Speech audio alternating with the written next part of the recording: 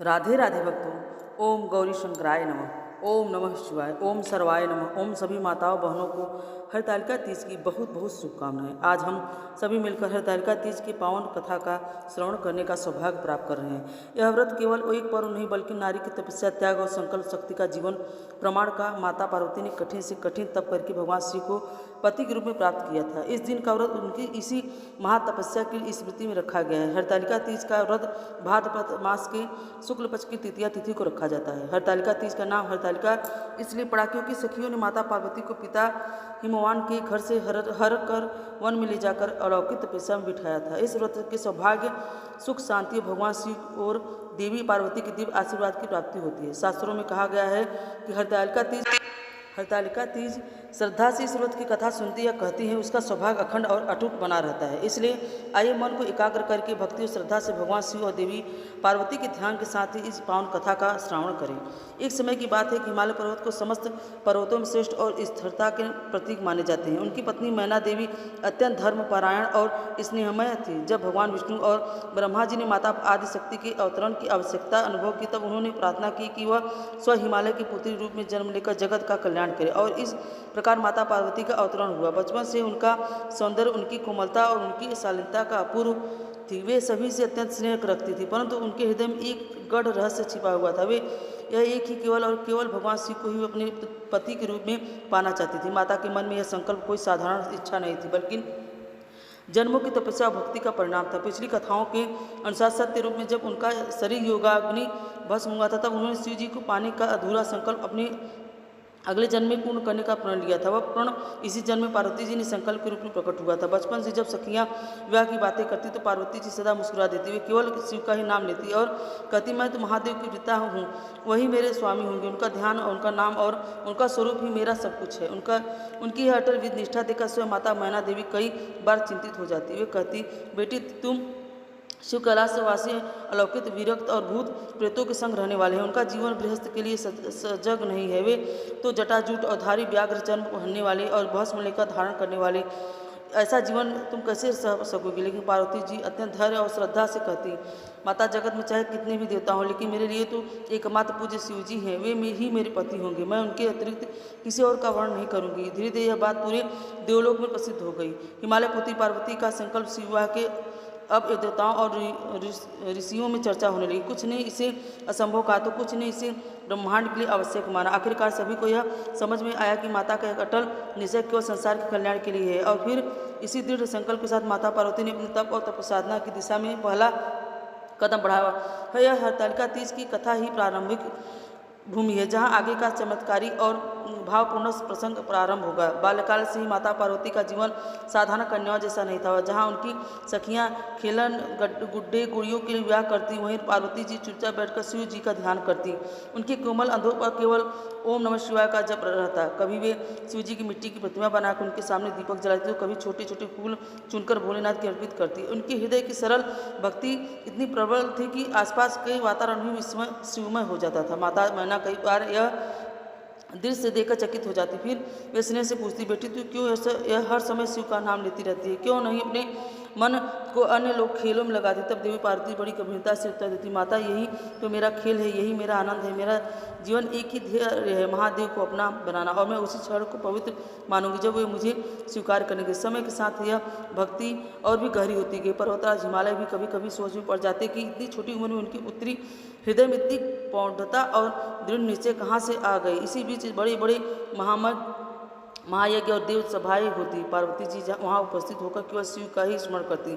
अन्य देवताओं की प्रशंसा सुनकर भी उनके मुख से केवल यही शब्द निकलते, वह सब श्रेष्ठ है, परंतु मेरे लिए तो केवल महादेव ही सर्वोत्तम है। अब देवलोक में चर्चा होने लगी कि हिमालय की कन्या पार्वती शिव जिसे अनंत प्रेम करती है, उनका मन किसी भी अन्य देवता की ओर नहीं है। उनकी यह निष्ठा देखकर एक दिन देवर्षि नारद प्रसन्न होकर हिमालय के घर आया और पार्वती जी से बोले, देवी तुम्हारा संकल्प महान है। सत्य है कि शिव जी अत्यंत तपस्वी और अलौकिक है, परंतु तुम्हारी अटूट श्रद्धा ही तुम्हारे संकल्प सफलता दिलाएगी। यदि तुमने निरंतर कठोर तपस्या की तो निश्चय ही भगवान शिव तुम्हें अर्धांगिनी के रूप में स्वीकार करेगी। इन वचनों से पार्वती जी के हृदय को और भी दृढ़ निश्चय मिला। अब उन्होंने ठान लिया कि चाहे कितनी भी कठिनाई क्यों ना हो, अब चाहे कितनी भी परीक्षाएं क्यों ना लो, मैं केवल शिव जी को ही प्राप्त करूंगी। और इसी अटल विश्वास और एक निष्ठ भक्ति के साथ देवी पार्वती जी का बचपन बीता। धीरे धीरे युवावस्था पहुंची और अब समय आया उनके जीवन में महान निर्णय का, जब देवता और परिवारजन विष्णु के विवाह के लिए समझाने का प्रयास करे तो समय बीतता गया। हिमालय कन्या पार्वती अब यौवन की ओर अग्रसर हो गई थी। उनका सौंदर्य, उनकी कोमलता, उनकी पवित्रता देखकर देवता ऋषियों, यहाँ तक कि स्वयं ब्रह्मा विष्णु भी उनकी प्रशंसा करते। इसी बीच देवता ने गंभीर विचार किया। उन्होंने देखा कि त्रिपुरासुर अन्य दैत्य दिन प्रतिदिन प्रमाण हो रहे हैं। उनका निवास केवल तभी संभव है जब भगवान शिव गृहस्थ आश्रम में प्रवेश करेंगे, क्योंकि तभी उनके पुत्र कार्तिकेय और गणेश जन्म ले सकेंगे और दैत्यों का नाश करेंगे। इसलिए सभी देवताओं ने सोचा कि हिमालय पुत्री पार्वती का विवाह किसी योग्य देवता से होना चाहिए। देवताओं को लगा कि श्री विष्णु इस विवाह के लिए सबसे उत्तम है। फिर एक दिन देवर्षि नारद देवताओं से कहने पर हिमालय के महल में पहुंचे और पर्वत राज और मैना देवी से उनका ससम्मान स्वागत किया। नारद जी बोले, हे पर्वत राज, आपकी पुत्री पार्वती अर्धनीय सौंदर्य और महान तपस्विनी है। उनका विवाह यदि भगवान विष्णु से हो जाए तो संसार के अत्यंत मंगलकारी होगा। यह सुनकर मैना देवी और पर्वतराज दोनों प्रसन्न हो उठे। उन्होंने तुरंत यह प्रस्ताव पार्वती जी के सामने रखा। पाता मैना ने स्नेह से कहा, बेटी, ब्रह्मा विष्णु और महेश ये तीनों ही जगत के अधिपति हैं, लेकिन यदि तुम्हारा विवाह श्री विष्णु से हो जाए तो यह हमारे लिए भी गौरव का विषय होगा, तुम्हारे लिए भी कल्याणकारी है। वे श्री लक्ष्मीपति हैं, संसार के पालनहार, उनके उत्तम पति और भला कौन हो सकता है। लेकिन यह सुनते ही पार्वती जी का मुखमंडल गंभीर हो गया। विश्वास स्वर में बोली, माता श्री, मैंने अपने हृदय और आत्मा से केवल शिव जी को ही अपने पति के रूप में स्वीकार किया है। मैं किसी अन्य का वर्ण कभी नहीं कर सकती, भले ही मुझे कितनी कठिनाइयाँ क्यों न ही उठानी पड़े, परंतु मेरा संकल्प अड़िग है। यह सुनकर पर्वताज मैना देवी दोनों विचलित हो गए। उन्होंने समझाया, बेटी, शिव अलौकिक है, वे जटाजूट हैं, भस्म लेप्री व्याघ्र है, चर्मवासी, उनके गले में सर्प लिपटे हैं, वे शमशान में निवास करते हैं, उनका जीवन किसी प्रकार से ग्रस्त के योग्य नहीं है और तेरा कोमल हृदय यह सब कैसे सह पाएगा। श्री विष्णु तो क्षीर सागर में निवास करते हैं, धन संपदा और ऐश्वर्य के अधिपति हैं। देवी पार्वती दृढ़ स्वर में बोली, माता पिता, मैं आपके शब्दों का सम्मान करती हूँ, किंतु मेरे लिए न तो ईश्वर आवश्यक है, न ही वैभव, बल्कि मेरे लिए तो केवल मेरे शिव ही परम सत्य है। यदि आप मुझे श्री विष्णु से विवाह के लिए बाध्य करेंगे तो मैं उस बंधन को कभी स्वीकार नहीं करूँगी। मेरा जीवन तभी सफल होगा जब मैं महादेव की अर्धांगिनी बनूं। उनकी दृढ़ता देखकर नारद जी भी विस्मित हो गए।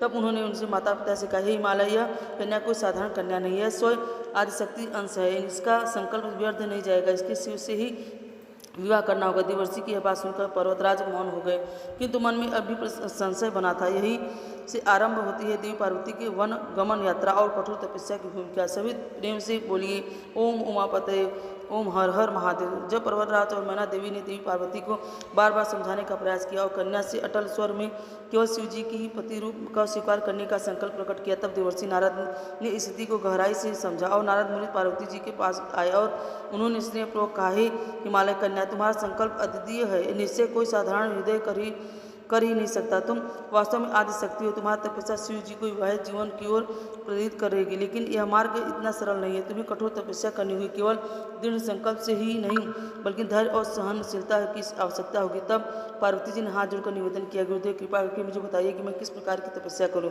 जिससे महादेव मुझे स्वीकार करें। नारद मुनि थोड़ा और गंभीर होकर कहा, पुत्री, तुम वन में जाकर नदी तट पर वास करो और प्रारंभ में केवल फल और मूल पर ही जीवन निर्वाह करो, फिर धीरे धीरे केवल पत्तों पर रहना और आगे चलकर जल भी त्याग देना और अतः वायु सेवन पर स्थिर हो जाना। धूप, वर्षा, शीत, इस समय सबका सामना करना, अपने मन, वचन और कर्म से हर समय ओम नमः शिवाय का जप करना, यही तब तुम्हें सिद्ध दिलाएगा। उन्होंने आगे कहा, यह याद रखना, तुम्हारी परीक्षा अनेकों बार होगी। सो शिव जी विभिन्न रूपों से तुम्हारे धैर्य परखेंगे, कभी तुम्हें मोहक वैभव दिखाकर, कभी भयावह रूप धर कर, तो कभी तुम्हें भयभीत करने के लिए अनेकों प्रलोभन देंगे। किंतु यदि तुम अपने संकल्प से विचलित न हुए, तब अतः शिव जी स्वयं प्रकट होकर तुम्हें अर्धांगिनी बनाएंगे। यह सुनकर देवी पार्वती के नेत्रों में अद्भुत तेज चमक उठा। उन्होंने मुनि को प्रणाम कर कहा, हे देवर्षि, यदि यही तो मेरे जीवन का उद्देश्य है, चाहे मुझे कितनी भी कठिनाइयाँ क्यों न हो सहनी पड़े, मैं महादेव को ही प्राप्त करूंगी। नारद मुनि ने आशीर्वाद देकर कहा, सफल हो भव, तुम्हारी भक्ति तुम्हें सिद्धि प्रदान करेगी। इसके बाद माता पार्वती ने अपने मन का संकल्प दृढ़ कर लिया था। अब उन्होंने ठान लिया कि वे वन में जाकर कठोर तप करेंगी और अपने जीवन का एक क्षण शिव जी के ध्यान में अर्पित करेंगी। और इसी निर्णय से आरंभ होती है उनकी वन गमन यात्रा। और कठोर तपस्या की कथा। सभी प्रेम से बोले देवी माँ पार्वती की जय। नारद मुनि की उपदेश के पश्चात देवी पार्वती का संकल्प और दृढ़ हो गया। उन्होंने अपने माता पिता के सामने निवेदन किया कि श्री माता श्री अब मुझे वन में जाकर तपस्या करने दीजिए, यही मेरे जीवन का लक्ष्य है, कृपया मुझे अनुमति दे। मैना देवी को आंखों से आंसू बहने लगे। उन्होंने कहा देवी बेटी वन का जीवन कठिन है, वहाँ ना तो सुख सुविधा होगी, ना ही कोई सखी, कोई जंगली पशु काटे, कठोर से मौसम तुझे सताएंगे और हमसे दूर रहकर तू कैसे रह पाएगी। तब देवी पार्वती ने बड़ी ही विनम्रता से उत्तर दिया, माता यह जीवन सुख के लिए नहीं है, संकल्प के लिए है। महादेव की प्राप्ति के लिए मुझे हर कष्ट सहने को तैयार हूँ, आप आशीर्वाद दीजिए। पर्वतराज हिमालय ने भी बेटी के दृढ़ निश्चय को देखकर मौन होकर सिर झुका दिया। अतः दोनों अनुमति और आशीर्वाद दिया। देवी पार्वती ने साधारण वस्त्र धारण किया और राजसी आभूषण उतार दिए, केवल साधना की सादगी ओढ़ ली। हाथ में कमंडल और माला लेकर वे हिमालय की गुफाओं में सरित तट की ओर प्रस्थान कर गए। उनकी कुछ सखियां भी साथ गए चल पड़ी, जिन्होंने आगे चलकर हरतालिका नाम पाया। वन में प्रवेश करते उन्होंने गंगा व मंदाकिनी तट पर एक शांत स्थान चुना। वे वहीं आसन जमाकर बैठ गए और संकल्प किया कि जब तक महादेव स्वयं मुझे स्वीकार नहीं करेंगे तब तक मैं इस तपस्या से विराग नहीं लूंगी। प्रारंभ में केवल फल और मूल खाती और दिन रात ओम नमः शिवाय का जाप करती। धीरे धीरे उन्हें फल भी त्याग दिए और केवल पत्तों पर रहने लगी। आगे चलकर पत्ते भी छोड़ दिए और केवल जल में ही जीवन यापन करने लगी। उनकी कठोर तपस्या देखकर देवता, ऋषि, यहाँ तक कि वन के पशु पंछी भी विस्मित हो गए। उनकी उपस्थिति से वन का वातावरण भी पवित्र और शांत हो गया। यहाँ तक कि हिंसक पंछुओं ने भी हिंसक प्रवृत्ति छोड़ दी। गर्मियों की तपती धूप, वर्षा की जलधाराएं, जाड़े की कड़कड़ाती ठंड सब देवी पार्वती ने सहन किया। कभी वे खुले आकाश के नीचे खड़ी होकर धूप सहन करती, कभी वर्षा में भीगती, पर उनका ध्यान रहता। और धीरे धीरे उनका तपस्या इतनी प्रबल हो गई कि तीनों लोगों में उनकी चर्चा होने लगी। हर कोई कहता हिमालय कन्या पार्वती तब की मूर्ति बन गई है, उनके संकल्प के आगे कोई भी शक्ति टिक नहीं सकती। और इसी कठोर तपस्या से कथा आगे प्रारंभ होती है, जहाँ भगवान शिव पहली बार उनका धैर्य रखने के साधु के रूप में आते हैं। तब सभी प्रेम से बोले शंकर भगवान की जय। वन में तपस्या करते हुए माता पार्वती दिन प्रतिदिन अपने संकल्प की ओर कठोर बनती गई। प्रारंभ में केवल फल और मूल पर निर्भर रही, लेकिन समय के साथ उन्होंने निश्चय किया कि यदि मुझे महादेव को भक्ति के रूप में माना है तो मेरा साधना साधारण नहीं होनी चाहिए। जब तक मैं उनके ही समान तपस्वी नहीं बनूंगी तब तो वे मुझे स्वीकार नहीं करेंगे।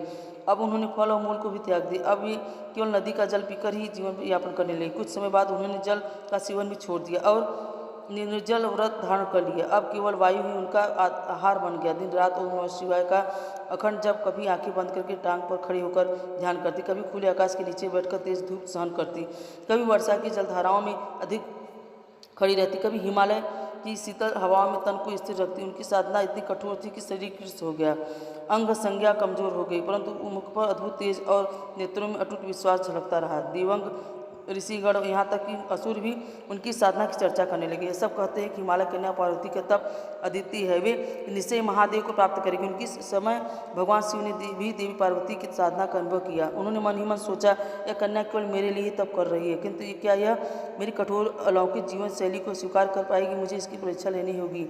इसी विचार के साथ भगवान शिव ने निश्चय किया कि स्वयं विभिन्न रूपों में आकर देवी पार्वती की तपस्या की परीक्षा लेंगे। अब शिव जी ने अपने गौरव से कहा मैं साधु का रूप धारण कर विश्व परीक्षा लूंगा। उन्होंने दाढ़ी मूछ वाले एक वृद्ध सन्यासी का वेश धारण किया और हाथ में कमंडल त्रिशूल लिया और पार्वती की तपस्या के स्थल की ओर बढ़े।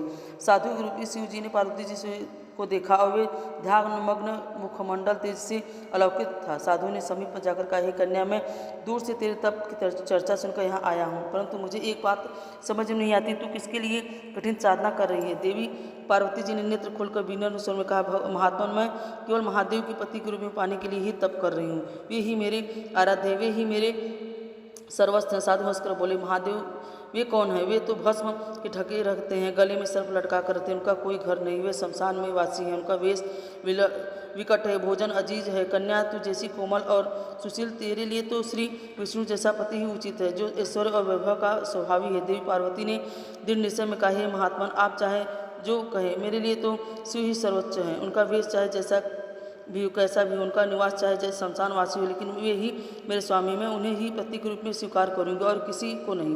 यह सुनकर साधु के वेश में बैठे शिव जी भीतर से अत्यंत प्रसन्न हुए। अब उन्हें ज्ञात हो गया कि पार्वती जी का संकल्प केवल हम आकर्षण का नहीं बल्कि हृदय की गहराई का है। फिर उन्होंने मन ही मन सोचा, यह तो पहली परीक्षा थी, अभी और भी परखना होगा।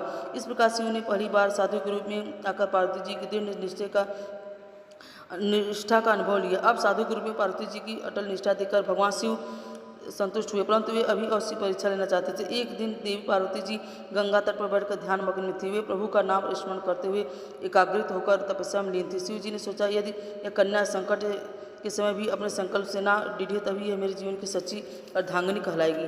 अब उन्होंने तुरंत अपना दिव्य रूप छोड़कर एक भयानक मगरमच्छ का रूप धारण किया। उनका विशालकाय शरीर, खुले जबड़े और भयानक गर्जन से पूरा वातावरण डरावना हो गया। मगरमच्छ रूपी शिव जी नदी में उछलते कूदते पार्वती जी के पास पहुँचे और आसपास के पक्षी चिल्लाने लगे, जलचर प्राणी भागने लगे। यह दृश्य देखकर किसी का भी मन विचलित हो सकता था। तभी देवी पार्वती को किसी बालक का करुणा स्वर सुनाई देने लगा। वह बालक सहायता के लिए चिल्ला रहा था। देवी पार्वती उस दृश्य में गई तो जाकर देखा कि एक बड़े तालाब में एक मगरमच्छ ने एक छोटे बालक का पैर पकड़ रखा है और उसे निकलने ही वाला था। मगरमच्छ ने गरज कर कहा, तेरी तपस्या व्यर्थ है। देख, मैं अभी तेरे ही सामने इस बालक को निगल जाऊंगा। तेरे पास इस बालक को बचाने का कोई उपाय नहीं है। क्यों व्यर्थ कठोर व्रत कर रही है? और अगर तू मुझे पति के रूप में स्वीकार कर लेती तो मैं इस बालक को अभी जीवन दान दे दूंगा। पार्वती जी की ने बिल्कुल भी भय नहीं दिखाया और वे शांत स्वर में बोली, मगरमच्छ, तू चाहे मुझे निगल ले, चाहे मेरा जीवन समाप्त कर ले, पर मेरा प्राण अड़ित है। मैं तो केवल महादेव को ही अपना पति मानूंगी और अगर इस संकल्प के साथ मेरे प्राण निकल भी जाए तो मुझे कोई दुख नहीं होगा। अब आप इस बालक को छोड़ दीजिए। तब मगरमच्छ ने बने भगवान शिव ने कहा, एक ही शर्त पर मैं इस बालक को छोड़ सकता हूँ, यदि तुम अब तक किए गए व्रत का संपूर्ण फल इस बालक को दान दे दोगी। देवी पार्वती ने एक क्षण के लिए सोचा और उसी क्षण उन्होंने हाथ में जल लेकर अपने द्वारा किए गए सभी व्रतों का कठिन तपस्या का संपूर्ण फल उस बालक को दे दिया। और भगवान शिव ने कहा, मैं तपस्या दोबारा प्रारंभ कर सकती हूँ, लेकिन इस बालक का जीवन व्यर्थ नहीं जाने दूंगी। और जैसे ही देवी पार्वती ने संकल्प लेना प्रारंभ किया, उसी क्षण भगवान शिव वहाँ प्रकट हो गए और मगरमच्छ अदृश्य हो गया। उसके स्थान पर खड़े साक्षात शिव जी ने उनके मुख पर प्रसन्नता की झलक थी और बालक भी देखते ही देखते अदृश्य हो गया। अब भगवान मनी मन बोले, सत्य है, कन्या मृत्यु की भय से भी नहीं डगी, इसकी तपस्या और निष्ठा आदित्य है। किंतु शिव जी ने सोचा, अभी भी परीक्षाएं आवश्यक है ताकि इनका प्रेम विश्वास लोग के लिए एक आदर्श बन सके। अब पार्वती जी गहरे वन में निर्जल स्थान पर तपस्या कर रही थी। उनके शरीर पर धूल जम गई थी, बाल बिखर गए थे, किंतु मुख पर एक अलौकिक तेज था। उनका संकल्प केवल एक ही था, मैं शिव जी को ही अपना पति बनाऊंगी। शिव जी ने देखा कि पार्वती अब हर तरह की परीक्षा में सफल ही हो रही है और उन्होंने सोचा, यदि यह तथ्य जैसे भयानक रूप देखकर भी विचलित न हो तो इसकी भक्ति को त्रिलोक मानेगा। तुरंत शिव जी ने भयानक दैत्य का रूप धारण किया और लालच नेत्र, विकराल दाढ़ी, काला विशाल शरीर, हाथों में खटक और गदा, मुख से अग्नि जैसी लपटें निकल रही थी। दैत्य ने गर्जना की, कन्या तू व्यर्थ तप कर रही है, शिव कोई साधारण देव नहीं है, वे तो योगियों के भी योगी हैं। तू ये जैसी कोमल स्त्री कब उनका संग कर पा सकती है? तेरे लिए उचित है कि तू मुझे स्वीकार कर ले, वरना मैं तुझे अभी तक भस्म कर दूंगा। देवी पार्वती जी ने तनिक भी नहीं डरी, बल्कि वे दृढ़ स्वर में बोली, हे दैत्य, तू चाहे कितना भी भयानक क्यों न हो, तो पर मेरा प्राण अडिग है। मेरा जीवन, मेरा तन मन केवल महादेव को अर्पित है। चाहे तू मेरा शरीर नष्ट कर दे, परंतु मेरे संकल्प को कभी नहीं तोड़ सकता। जैसे ही पार्वती जी ने वचन का वह भयानक दैत्य विलुप्त हो गया और सामने खड़े स्वयं भगवान शिव उनके नेत्रों में संतोष और हृदय में प्रसन्नता थे। वे मन ही मन बोले, सत्य है, कन्या मेरी ही अर्धांगिनी कहलाने योग्य है। किंतु शिव जी ने निश्चय किया है, तपस्या संसार के लिए आदर्श बने, इसलिए मुझे अभी और रूप धारण करने होंगे ताकि सभी को ज्ञान हो कि अटूट भक्ति कैसी होती है। दैत्य रूप में भी देवी पार्वती की देखकर शिव ने सोचा, अब मैं इसे लोक सम्मुख और कठिन परीक्षा देनी होगी।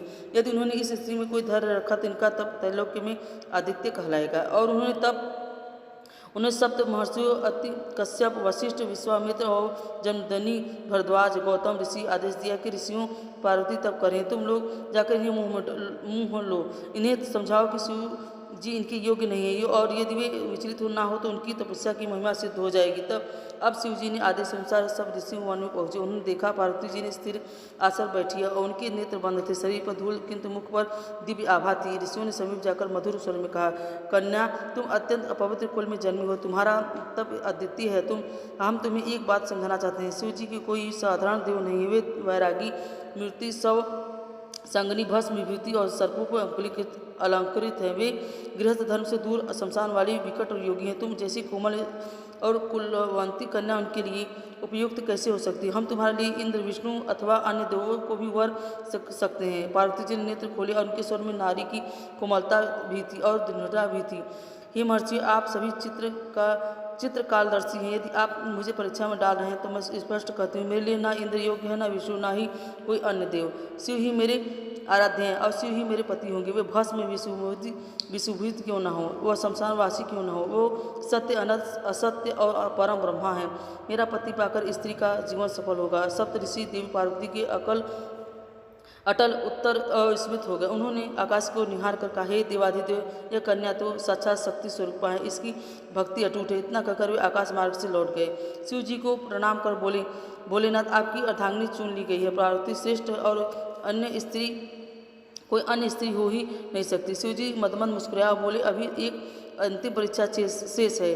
जब तक इन्हें सांसारिक लालचों से परिसिद्ध न कर लूँ तब तक विवाह का वरदान नहीं दूंगा। सप्त ऋषियों की परीक्षा में सफल होने के बाद देवी पार्वती अड़िंग रही। तब शिव जी ने सोचा, अब इन्हें सांसारिक ऐश्वर्य और भोगों का प्रलोभन देकर देखता हूँ। यदि यह इसमें भी स्थिर रहेंगे तो इनकी तपस्या साक्षात सिद्धि कहलाएगी। एक दिन पार्वती जी जब तपस्या में लीन थी तभी उनके चारों ओर वन अचानक परिवर्तित हो गया। धूल से भरा हुआ तपोवन अब स्वर्ण महल में बदल गया। चारों ओर चमचमाते महल, हीरे जवाहरात से जड़े स्तंभ, स्वर्ण सीढ़ियाँ, रत्नजित सिंहासन दिखाई देने लगे। चारों दिशाओं में सुगंधित पुष्पों की वर्षा होने लगी। शिव जी ने मायावती रूप में अप्सराएं भेजी। वे सुंदर वस्त्रों से सुसज्जित आभूषणों से अलंकृत होकर नृत्य में गान करने लगी और उनके स्वर इतने मधुर थे कि पूरा वातावरण मोहित हो गया। उन्होंने पार्वती जी से कहा, हे देवी, आप इतनी कठिन तपस्या क्यों कर रही हैं? देखिए, आपके लिए यह स्वर्ण महल, यह वैभव, यह दासियाँ, ऐश्वर्य सब उपस्थित हैं। यदि आप चाहें तो बिना कष्ट सारा सुख भोग सकती हैं। आप तो इतनी सुंदर और कुलवंती हैं, आपको भला इतनी कठिन तपस्या की क्या आवश्यकता है? अप्सराओं की बात सुनकर पार्वती जी ने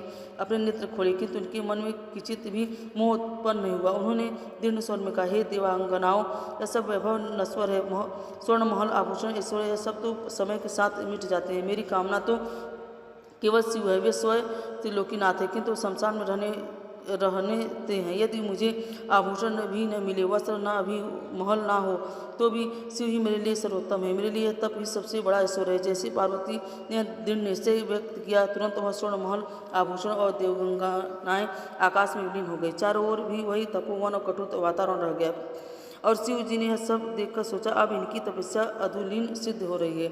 ना सप्त ऋषियों के शब्द इन्हें दिला सके, ना स्वर्ण महल और ना ही देवांगनाओं का मोह। यह सचमुच मेरी अर्धांगिनी होने योग्य है। इस प्रकार देवी पार्वती ने सांसारिक ईश्वर के हर मोह को आविष्कार कर केवल शिव जी को ही वर्ण करने का संकल्प दृढ़ किया। दिन प्रतिदिन उनका शरीर क्षीण होता गया, किंतु उनकी आस्था और दृढ़ता अधिक प्रखर होती गई। उनकी तपस्या इतनी प्रचंड थी कि उनके समस्त तीनों लोकों में कंपन होने लगा। वायु वेग तीव्र हो गया, नदियाँ असामान्य वेग से बहने लगी, पर्वत कांपने लगे। देवता विचलित होकर तब आपस में कहने लगे, देवी पार्वती की तपस्या अब असहनीय हो रही है। यदि भगवान शंकर श्री के इन्हें स्वीकार नहीं करेंगे तो समस्त ब्रह्मांड की गति बाधित हो जाएगी। तब इंद्र और अन्य देवता ब्रह्मा जी विष्णु जी के पास पहुँचे और उन्हें विनती की, भगवान, आप पार्वती की तपस्या से सारा लोक संतुलित हो रहा है। अब तो स्वयं शिव जी ने निवेदन करना होगा कि वे देवी की प्रार्थना स्वीकार करें। शिव जी ने सब कुछ जानते हुए भी मौन थे। उन्होंने सोचा, अब इनकी तपस्या पूर्णता सीमा पर है। यदि अब भी यह नहीं डिगे, अपनी अर्धांगिनी के रूप में हमें स्वीकार करूंगा। पार्वती जी ने भीतर ही भीतर अपने आप से कहती है, महादेव, यदि आप मेरे पति न बने तो मैं इस देह का परित्याग कर दूंगी और मेरा जीवन केवल आपको पाने के लिए है। आप ही मेरे आराध्य हैं, आप ही मेरे सर्वस्व हैं। उनकी साधना, उनके शरीर से प्रकाश की ऐसी किरणें निकल रही थी कि चारों दिशाएं आलोकित हो उठी। वन के वृक्ष पुष्पों में लद गए, पशु पक्षी शांत हो गए और समस्त वातावरण पवित्र हो उठा। यह देखकर शिव जी के हृदय में करुणा और प्रेम उमड़ गया। उन्होंने मन ही मन कहा, अब मैं और परीक्षा की आवश्यकता नहीं। इनकी भक्ति इतना त्याग और अतुट निष्ठा देती है, यही मेरी वास्तविक अर्धांगिनी है। इसी प्रकार पार्वती जी की तपस्या से चरम सीमा छू ली थी। स्वयं शिव जी भी उनके अटूट प्रेम और समर्पण से पिघलने लगे। जब पार्वती जी की तपस्या अपने चरम सीमा पहुंची तब महादेव ने निश्चय किया कि अब मुझे इसके सामने जाना चाहिए, परंतु सीधे अपना रूप दिखाऊं तो यह परीक्षा अधूरी रह जाएगी। मुझे इनका संकल्प दृढ़ता एक बार और रखनी होगी। अब शिव जी ने अपना भयंकर रूप त्याग कर एक साधारण वृद्ध ब्राह्मण का रूप धारण किया और हाथ में कमंडल, जप माला, मुख पर मधुर की तर्कशील वाणी से सीधे उनकी वन में पहुँचे जहाँ पार्वती जी तपस्या में लीन थे। ब्राह्मण रूपी शिव जिन्हें बड़े मधुर मुख किंतु तरसशील वाणी से सीधे उसी वन में पहुंचे जहाँ पार्वती जी तपस्या में लीन थी। ब्राह्मण रूपी शिव जी बड़े कोमल स्वर में कहा, वत्से तुम कौन हो? तपस्या से क्षीण और शरीर मृग नैनी नेत्र किंतु तेज से जसनी इतनी कठिन साधना क्यों कर रही हो? बताओ तुम्हें क्या चाहिए? माता पार्वती ने हाथ जोड़कर उत्तर दिशा में कहा, हे ब्राह्मण देवता, मैं राजा शिव हिमवान की पुत्री हूँ। मैं केवल भगवान महादेव को ही पति के रूप में प्राप्त करने के लिए यह कठिन तप कर रही हूँ। मेरा जीवन उद्देश्य बस एक ही है, शंकर जी की अर्धांगिनी बनना। शिव जी ने मुस्कुराकर कहा, वत्से तुम बहुत भोली भाली हो। शिव जी कोई योगेश्वर नहीं है, वे तो व्याघ्र चर्म धारण करते हैं। उनके गले में सदैव सर्प लिपटे रहते हैं, शमशान में रहते हैं और भस्म रमण करते हैं। उनके पास तो ना राजसी वैभव है, ना महल है, ना सुख है, न जैसी राजकन्या हो। ऐसा वर शोभा नहीं देता है। सुनकर पार्वती जी की आंखों में आंसू छलक आए, किंतु स्वर अभी भी दृढ़ रहा। उन्होंने कहा, हे ब्राह्मण, हे देव, आप चाहे कितनी भी निंदा करें, क्योंकि मेरे लिए शिव ही सर्वश्रेष्ठ है। उनके पास भले ही वैभव ना है, किंतु उनके पास वह है जो किसी के पास नहीं है, सच्चा वैराग्य, अनंत ज्ञान और अपार करुणा। मैं उन्हें पति के रूप में स्वीकार कर लिया है। अब चाहे मुझे इसी तपस्या में प्राण ही त्यागने पड़े, मैं शिव जी के अतिरिक्त किसी और को नहीं चुनूंगी। यह सुनकर उस ब्राह्मण के वेश में खड़े शिव जी ने एक नेत्र प्रेमांसु से भर गए। वे मन ही मन सोचने लगे, यह नारी वास्तव में जगत माता बनने योग्य है। इसका तब इतना समर्पण है, इसकी भक्ति अतुल्य है। अब मैं इसे परखना उचित नहीं है। इस प्रकार पार्वती जी ने अंतिम परीक्षा ली और उत्तीर्ण कर ली। देखते ही देखते उस वृद्ध ब्राह्मण के मुख पर मंडल पर अलौकिक तेज प्रकट हुआ। क्षण भर में वह ब्राह्मण का रूप लुप्त हो गया और वहाँ स्वयं भगवान अपने दिव्य स्वरूप में खड़े थे। गले में नाग, मस्तक पर अर्धचंद्र, जटाओं में गंगा, हाथ में त्रिशूल और डमरू, वक्षस्थल पर भस्म की लिपि और नेत्रों में करुणा की धारा बहती हुई। उस दृश्य को देखकर पार्वती जी के नेत्र श्रद्धा और प्रेम से छलक उठे। वे भाव विभोर होकर प्रभु के चरणों में गिर पड़ी। महादेव ने पार्वती जी को उठाकर कहा, देवी, तुम्हारी तपस्या, तुम्हारा त्याग और तुम्हारा संकल्प अतुल्य है। तुम्हें कोई भी विचलित नहीं कर सका। आज मैं तुम्हें केवल मेरी अर्धांगिनी ही नहीं बल्कि जगत की जगत जननी भी कहलाओगी। तुम्हारे बिना मैं अधूरा हूँ और तुम्हारे साथ ही अर्धनारीश्वर रूप में मैं पूर्ण हूँ। पार्वती जी का हृदय पुलकित हो उठा। सभी देवता, ऋषि गण और स्वयं सृष्टि इस दिव्य मिलन पर आनंदित हो उठी। वायु मंद मंद बढ़ने लगी, पुष्पों की वर्षा होने लगी, आकाश में मंगल ध्वनि गुजरने लगी। यही वह पावन क्षण है जब तपस्या और समर्पण के बल से माता पार्वती ने भगवान शिव को प्राप्त किया। और इस स्मृति में आज भी सुहागन स्त्रियाँ इस हरतालिका तीज का व्रत करती हैं, ताकि उनका दाम्पत्य जीवन शिव जी की पार्वती का जीवन के समान अटूट और मंगलमय हो सके। इस भगवान शिव और देवी पार्वती का दिव्य मिलन हुआ। जब यह अद्भुत समाचार फैला कि माता पार्वती ने तपस्या को महादेव जी के पति के रूप में प्राप्त कर लिया है, तो संपूर्ण त्रिलोक आनंद से हो उठा। तो भक्तों, आपको यह कथा कैसी लगी? अगर आपको यह कथा अच्छी लगी है तो हमें कमेंट में जरूर बताएं। और आप सभी को तीज की हार्दिक शुभकामनाएं। राधे राधे।